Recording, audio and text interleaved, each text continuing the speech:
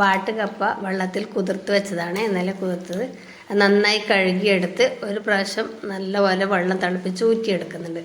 പിന്നെ കുതിർത്ത് വെച്ച കടലയും കൂടെ അതിൽ ചേർത്തു. കുറച്ച് വെള്ളം ഒഴിച്ചു. പിന്നെ ആവശ്യത്തിനുള്ള ഉപ്പിട്ട് കൊടുത്തു. കുറച്ച് മഞ്ഞൾപ്പൊടി, മുളക് പൊടി ഇട്ട് കൊടുത്തു.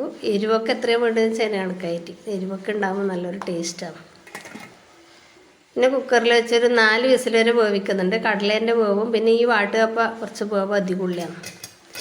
വേകുമ്പോഴത്തേക്ക് തേങ്ങ, ചെറിയുള്ളി, കാന്താരി, കറിവേപ്പില എല്ലാം കൂടി ഒന്ന് ക്രഷ് ചെയ്തെടുത്ത് ഇതിനകത്തേക്ക് ചേർത്ത് കൊടുത്തു.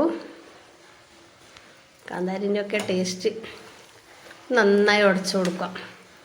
എനിക്ക് എത്ര കഴിച്ചാലും മതിയാകാത്തൊരു സാധനമാണ് വാട്ടുകപ്പയും പിന്നെ നമ്മൾ പച്ചക്കപ്പ വേവിക്കുന്നില്ലേ, എത്ര പ്രാവശ്യം കഴിച്ചാലും മതിയാവില്ല. ചോറിനേക്കാളും ചോറൊന്നും വേണ്ട ഇതുണ്ടെങ്കിൽ. അപ്പം നല്ലപോലെ ഉടച്ചു കൊടുത്തു. എനിക്ക് നന്നായി ഉടയണേ, ഉടഞ്ഞതാണ് ഇഷ്ടം. പിന്നെ കടുവും കറിവേപ്പിലയും ഒക്കെ വറുത്തിട്ടു. അതിൽ വെള്ളം വരുന്നുണ്ട്. വാട്ടുകപ്പ ഇഷ്ടമുള്ളവർ ഒന്ന് കമൻറ്റ് ചെയ്യണേ.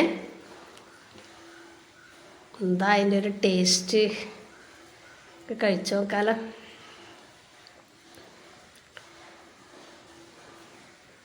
ഇതുപോലെ വാട്ടുകപ്പ കടലയും കൂട്ടി വെക്കുന്നവരുണ്ടോയെന്നും കൂടി ഒന്ന് പറയണേ. ഇപ്പോൾ കുറച്ച് മീനിൻ്റെ ചാറും കൂടി ഒഴിച്ചു. നല്ല അടിപൊളി കോമ്പിനേഷനാണ്.